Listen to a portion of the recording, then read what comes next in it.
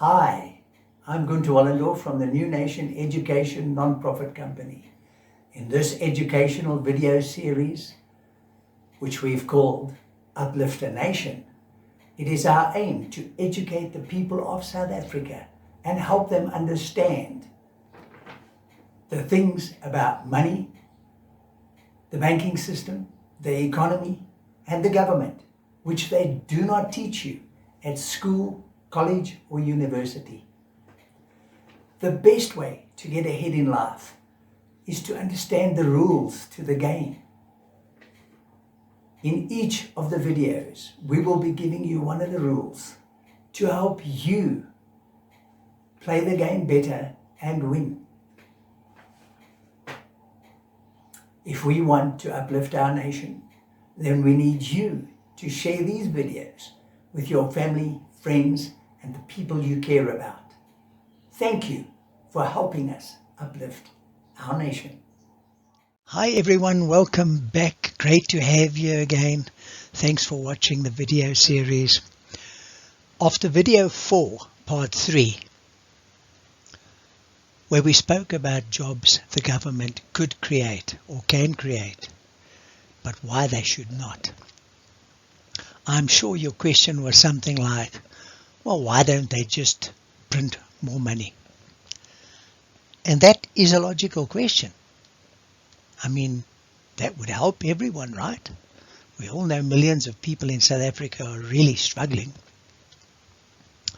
But in today's video, part 4, video 4, part 4 of Uplift A Nation, we will be talking about why it's not a good idea for governments to print money.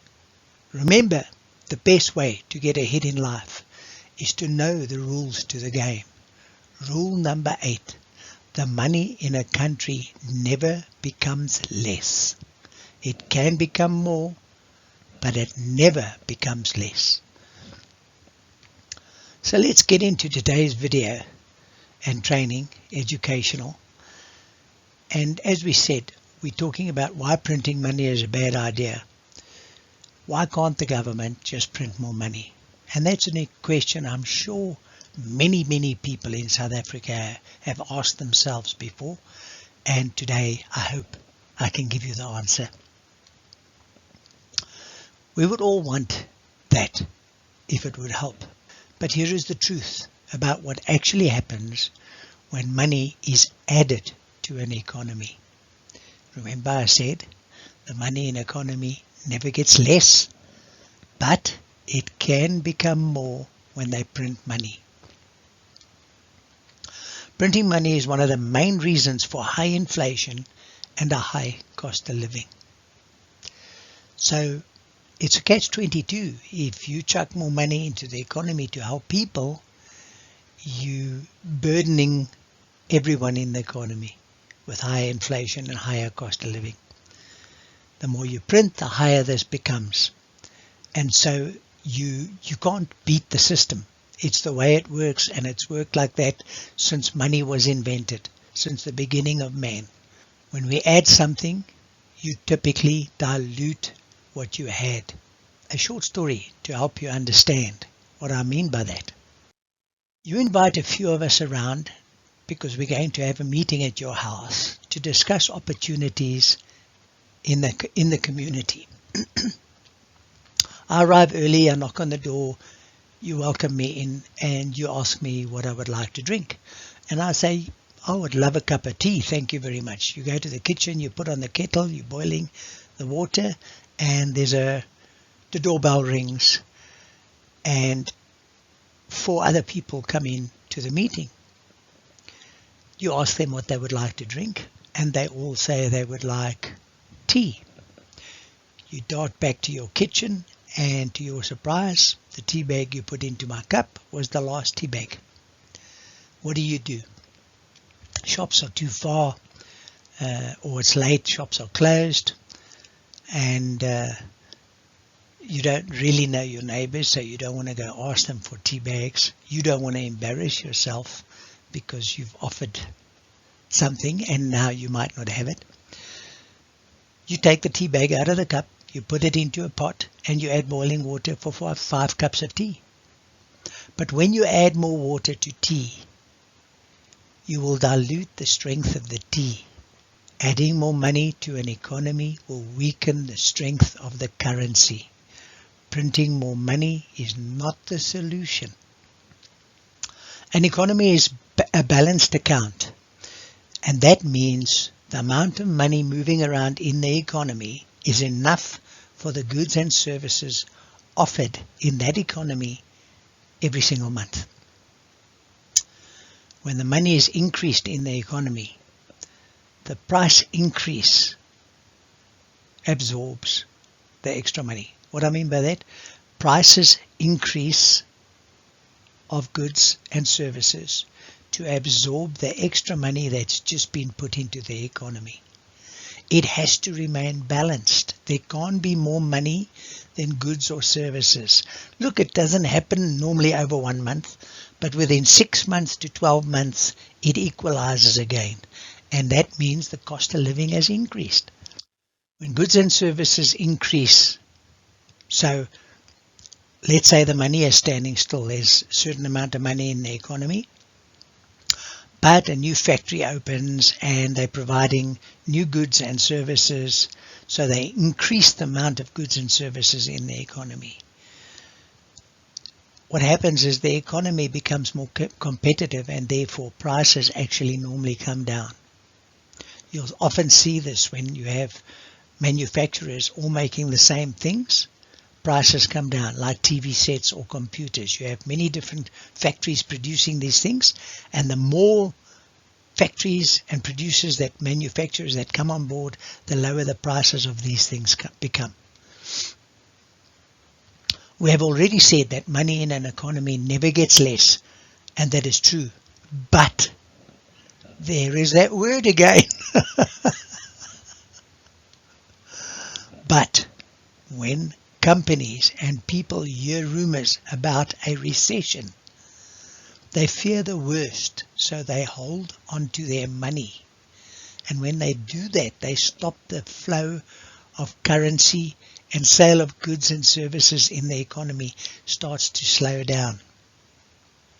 The more people hold on to the money, the faster the economy slows down. This creates unemployment and a lot of unhappiness. People have nothing. They take to the streets, demanding that the government do something to help them. Remember, the government want your vote. So they need to keep the people happy. They start big projects to kickstart the economy. They print money because there is none available. You see, if everybody's holding on to their money, although there were billions of rand floating around in our economy, everybody starts holding on to their money, and therefore there's no money in the economy eventually. And so the government have to get the Reserve Bank to start printing money. And when they add this extra money to the economy, they dilute the strength of our rand. In other words, they weaken our rand, which is inflation, and the cost of living rises accordingly. Here's another short story to help you understand what is actually happening. Let's have a hypothetical that we have an economy with 10 people. Each person is paid 10 rand a day, and on their way home they walk into a shop. It's a very small economy, one shop, one company, 10 people. They walk into the shop and they each buy a loaf of bread for 10 rand. They go home, everyone's happy, everyone's got something to eat. The next day they go to work, the same thing happens day after day. Everyone's happy.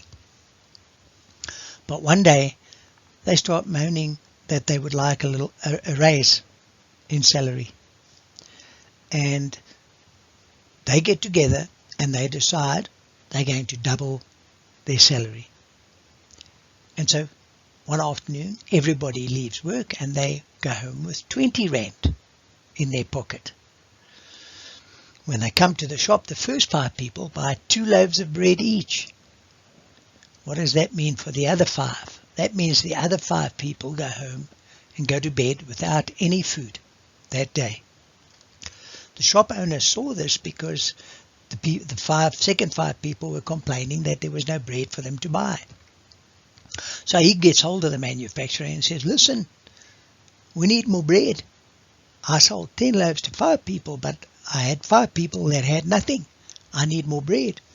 The manufacturer says, well, look, that's the limit. That's all we can produce because there's no more flour, because the farmers are at their maximum production, and that provides 10 loaves of bread.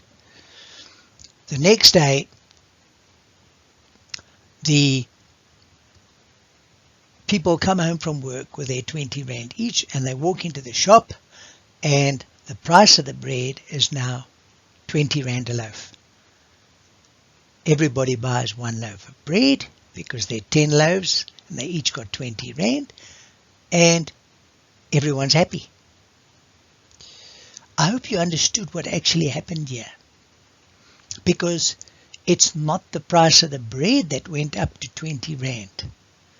It's the value of the money that they had that went down to the value of the bread. But because the notes are marked 20 rand, the owner of the shop had to mark up the bread to 20 rand so that everybody could get one.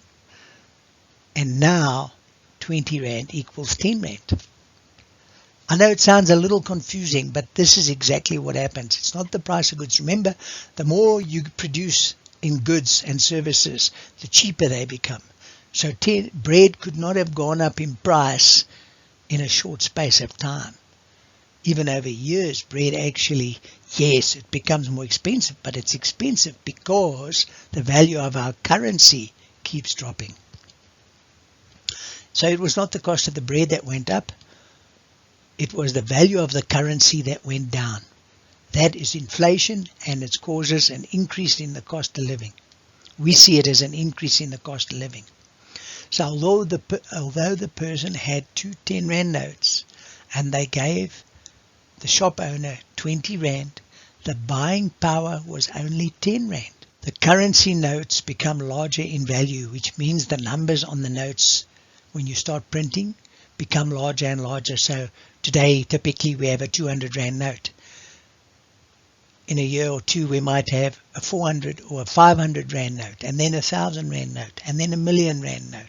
And each time you do that, although the number or the value on the currency gets larger, the buying power becomes less. This is exactly what Bob did in Zimbabwe. No one wins. We all know what happened to their currency. It lost so much value, it went to zero. The government created 10,000 jobs, temporary jobs, and printed money because the people were moaning, because they were starving, because the economy had slowed down. The cost of living for everyone in the country goes up.